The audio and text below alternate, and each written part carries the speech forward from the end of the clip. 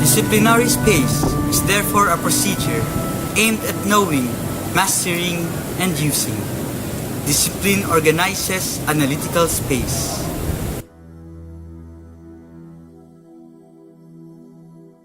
This video presents how a disciplinary structured life forms and transforms an individual to be a free person ready to respond to the mission through his specific vocation. In the seminaries and formation houses, discipline is evident in the use of bell, the presence of the formators and superiors, and the structured routine within quarters. Indeed, discipline is efficient and prolific. The priestly and religious formation is always in view of their future mission. Thus, we present to you Beyond Borders.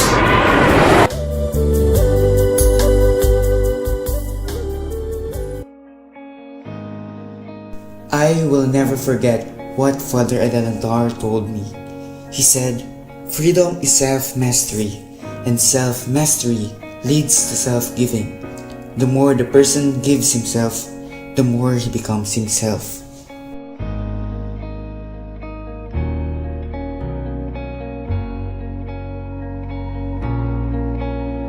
Dear Father Adelantar, it's been 5 months since I first arrived here in the barrio. Since then, the basic ecclesial community we organized has been flourishing through the active participation of the people. Though I'm alone as their priest coordinator, I thank God that the formation they received is now bearing fruits of communion and service among them. Even without me, the program lives on. Pondering on these blessings, I remember my own experiences of formation and transformation, and I can still recall how it all started.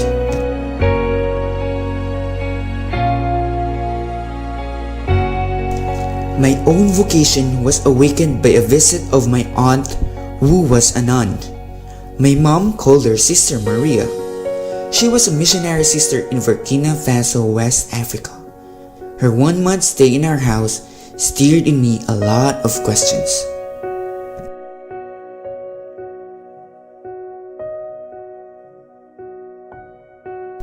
Even if she was on vacation, I noticed her organized routine each day.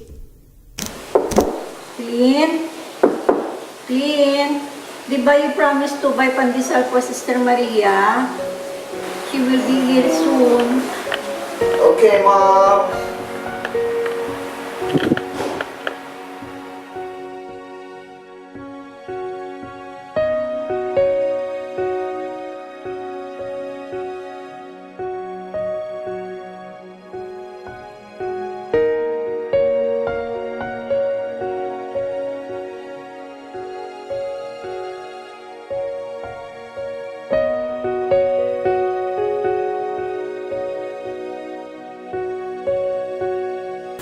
See you later, please.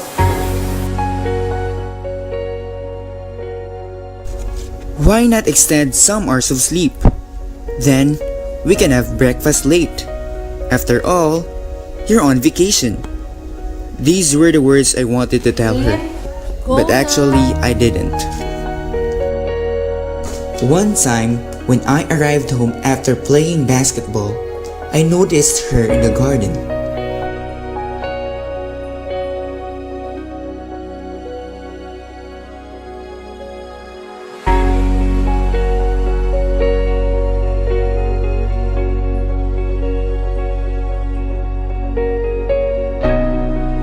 She did the same thing at sunrise.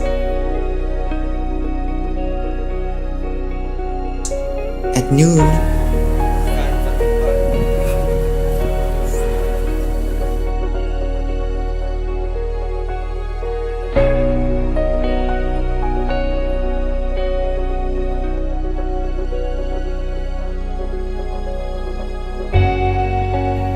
And at sunset.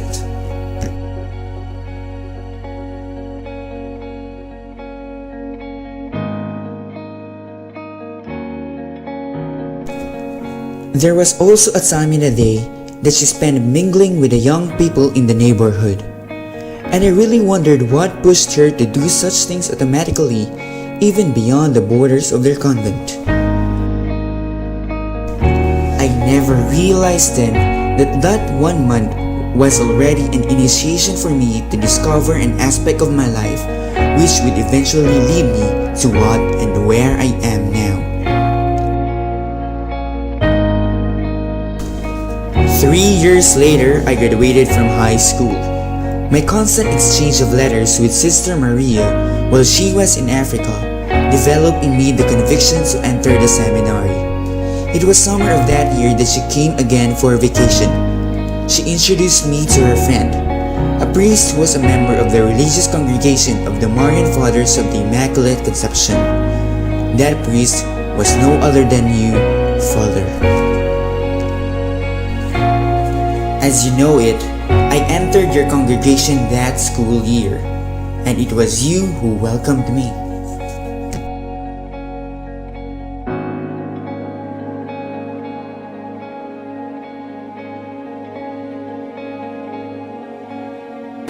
Babay na yun.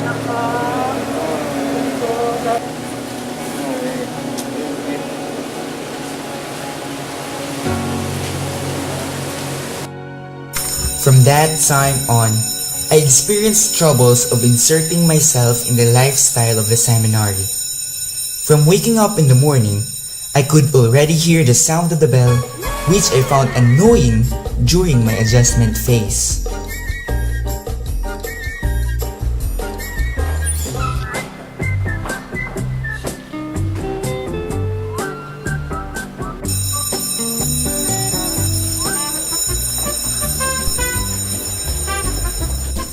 The same thing used to happen during mealtime.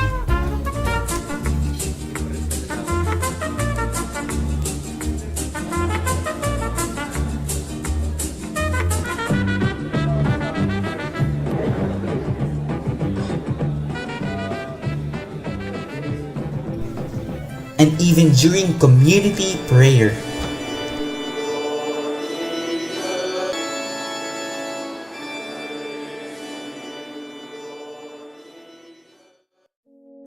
Those were really tough times for me. I had to admit, I really had a difficulty to insert myself in that kind of life. But not until you called my attention.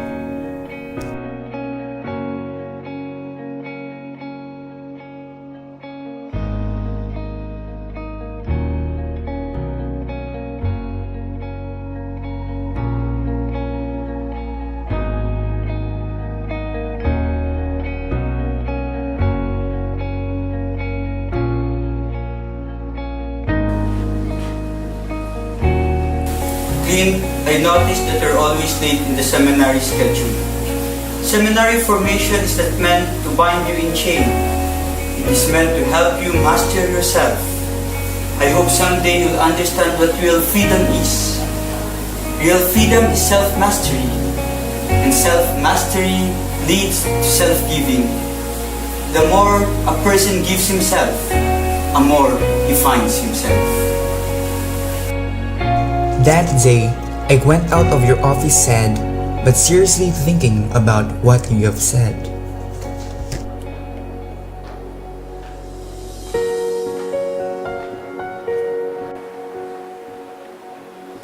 Years gone by, and I continually strive with God's grace to be a good form.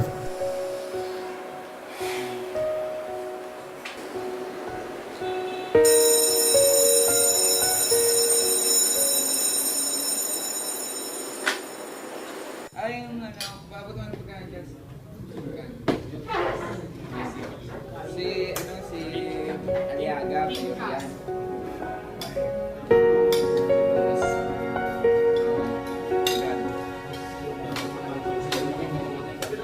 wala. Gano'n namin ba naman kukuha?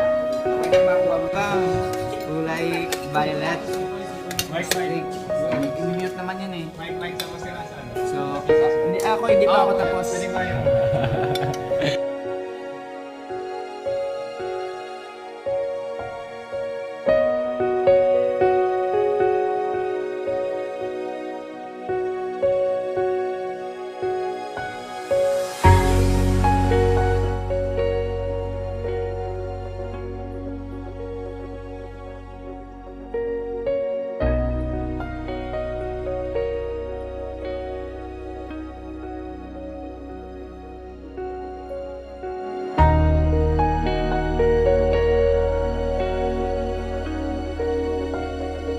Until the day of my ordination.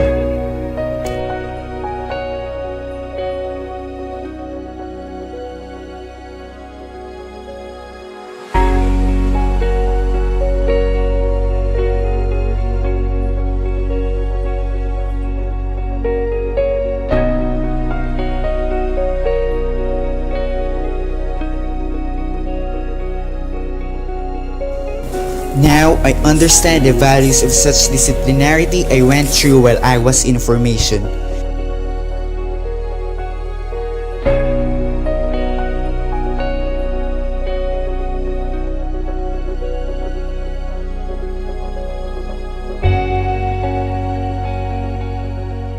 The bell, the structured schedules, you and the rest of our formators were instrumental in forming and transforming seminarians to become priests like me.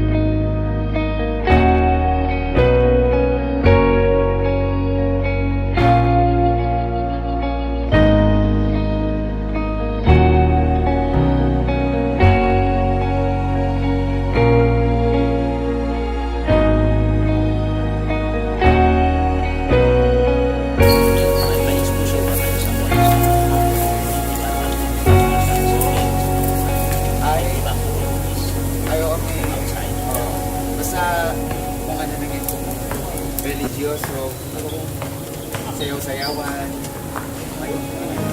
Kasi nga, nung may nagsaminari kami, sabihin na sa prisa, practice, parang lahat-lahat talagang na school nag-competition. Seminary na so, paano kami mag-focus? Puro kanta natin.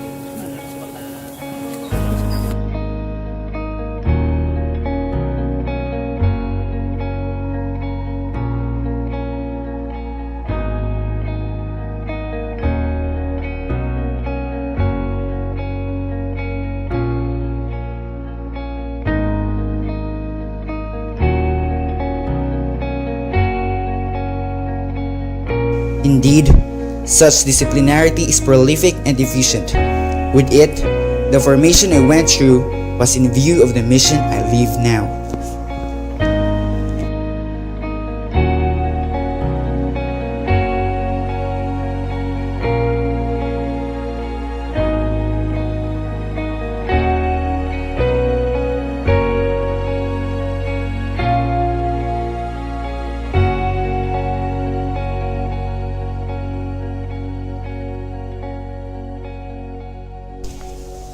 In Christ, Father Clint.